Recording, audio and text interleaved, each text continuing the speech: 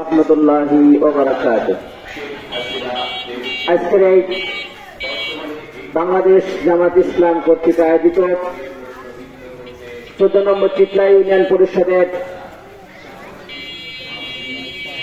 3 এবং 4 নম্বর ওয়ার্ডের এবং আমাদের অপর ইউনিয়ন পরিষদের উদ্যোগে আলোচনা সভার সম্মানিত সভাপতি উপস্থিত আছেন বাংলাদেশ জামাত ইসলামের চিটলা ইউনিয়নের সংগ্রামী আমির জনাব মিজানুর রহমান সহ অন্যান্য নেতৃবৃন্দ সহ সামনে উপস্থিত তৌহিদি জনতা, আসসালামু আলাইকুম ওয়া রাহমাতুল্লাহি ওয়া বারাকাতুহু।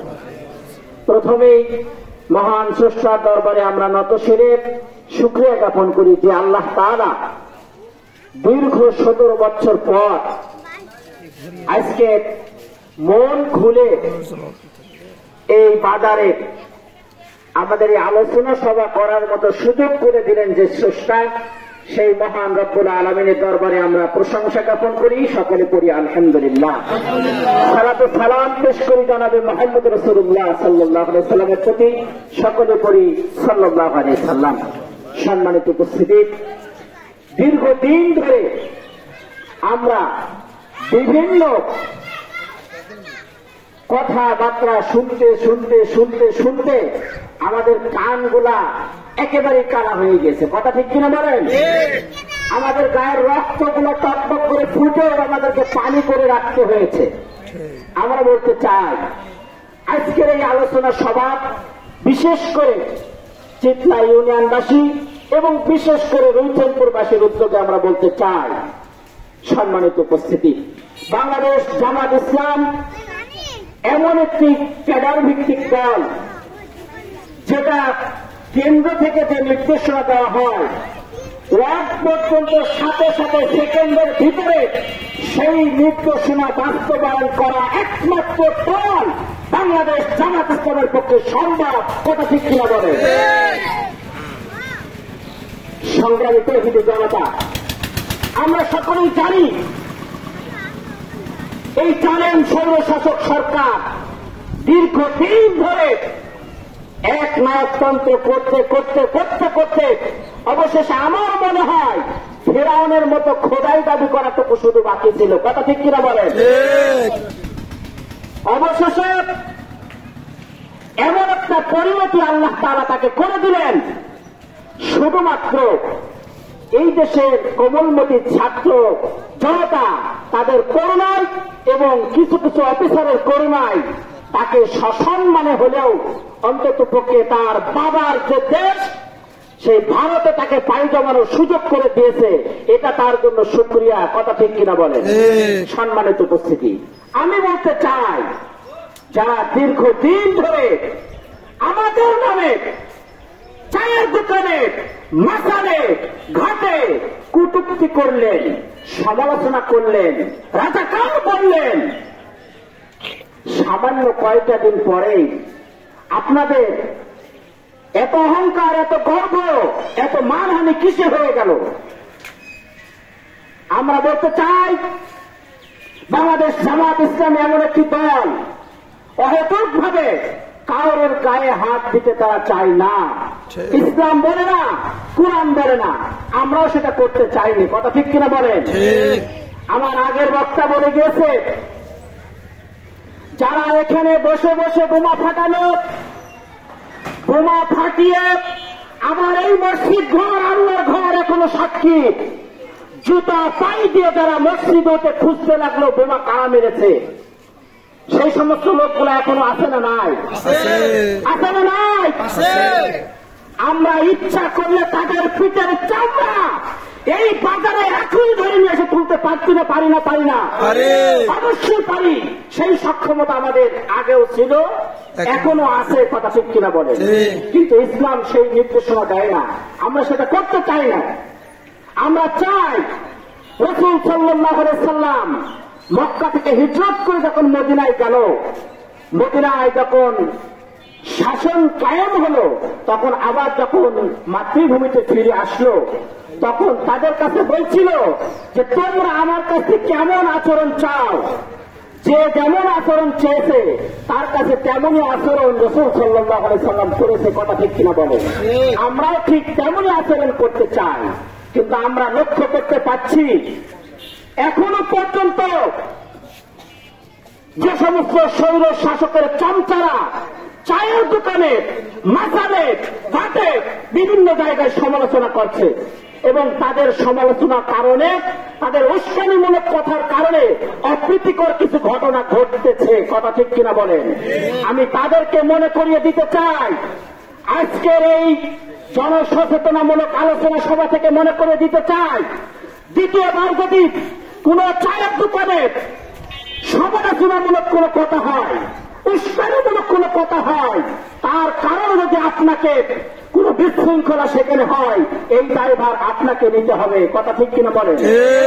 এই জন্য আমি চাবো দেশের কোমলমতি ছাত্র ছাত্রীরা, আপামর জনতা, তৌহিদি জনতা এই জালেম সৈন্য শাসককে পতন করিয়েছে, তাদেরকে দেশ ছাড়া করতে বাধ্য হয়েছে, তাদেরকে এই দেশ থেকে ঘোমটা দিয়ে পালাতে বাধ্য হয়েছে এবং এর বিনিময় কত মায়ের বুক খালি হয়েছে এখনো তার হিসাব নিকাশ হয় নাই। এই জন্য আমরা বলতে চাই, আপনি আপনার অবস্থানে থাকেন, 17 বছর যে অভ্যাসটা তৈরি করেছেন এই 17 বছর অভ্যাস পরিবর্তন করুন। যদি ঠিক মতো 17 বছরের অভ্যাস পরিবর্তন করে চলতে পারেন, আমাদের এই সমাজে শান্তি শৃঙ্খলা বজায় থাকবে। আমাদেরকে কেন বলেন যে তোমরা ঠিক মতো দেখো, তোমরা আমাদের সাথে ভালো আচরণ করো? কেন ভালো আচরণ আপনারা দিতে পারেন না? পশুত্ব আচরণ আপনাদেরকে দিয়ে দিয়ে অভ্যাস হয়ে গেছে, সেই অভ্যাসের সুযোগ আর নাই। এমনি এমনি ভালো হয়ে যান, কাউকে বলে যেন আপনাকে ভালো করতে হয় না। তাহলে সমাজ শান্ত থাকবে, পরিবেশ শান্ত থাকবে, গ্রাম শান্ত থাকবে। এই জন্য আমি সকলকে উদাত্ত আহ্বান জানাবো, দল মত নির্বিশেষে, এরপর থেকে যদি কোনো জায়গায় কোনো উস্কানিমূলক কথা হয়, আমার কথাটা ভালো করে রেকর্ড করে রাখেন, যদি কোনো জায়গায় উস্কানিমূলক কথা হয়, কারোর ব্যক্তিগত আক্রোশে কোনো জায়গায় আপনার কারণে যদি কোনো বিশৃঙ্খলা হয়, এই দায়ভার আপনাকেই নিতে হবে, এর পরিণাম হবে আপনার ভয়াবহ।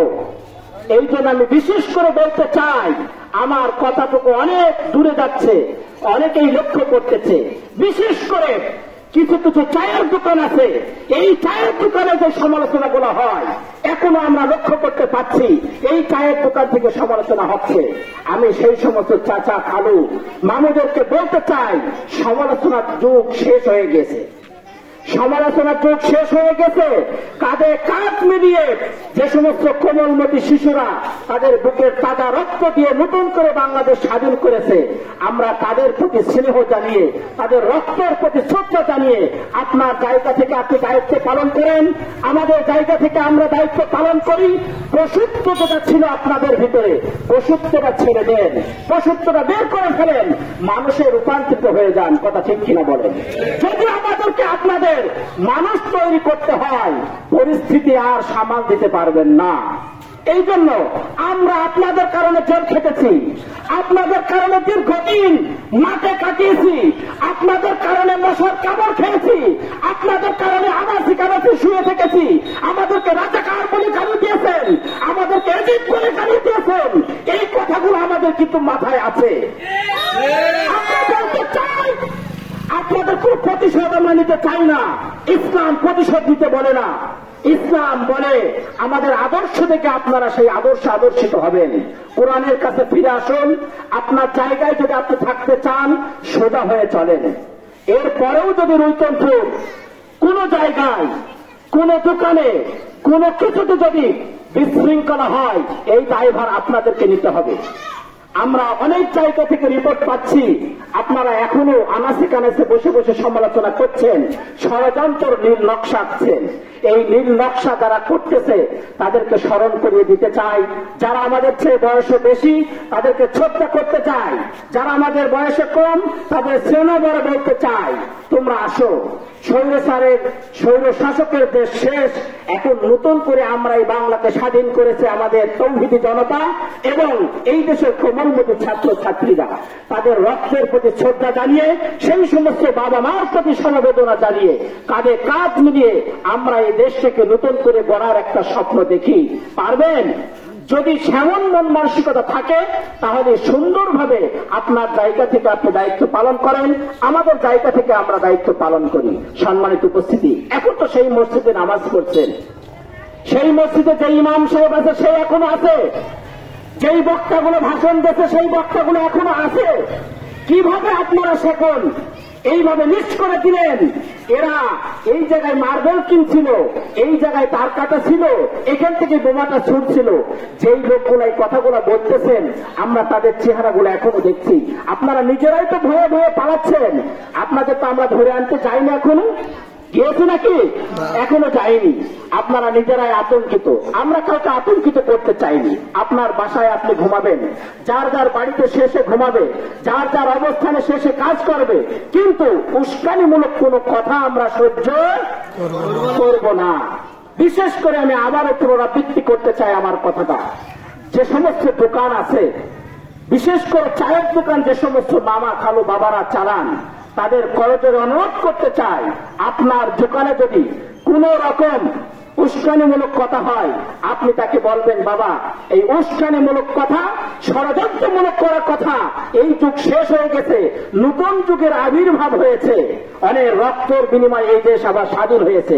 কাজেই চা খাওয়ার দরকার, চা খেয়ে চলে যান, উস্কানিমূলক কোনো কথা এখানে বলবেন না। যদি বাজারে কোনো কথা হয়, উস্কানিমূলক কথা হলে আপনি সচেতন অবস্থায় সতর্ক করে দেন, কোন উস্কানিমূলক কথা কেউ বলতে পারবেন না। যদি আমরা জানতে পারি আর আপনার উস্কানিমূলক কথার কারণে যদি বিশৃঙ্খলা হয়, আপনার পরিণতি কিন্তু ভালো হবে না বলে দিলাম।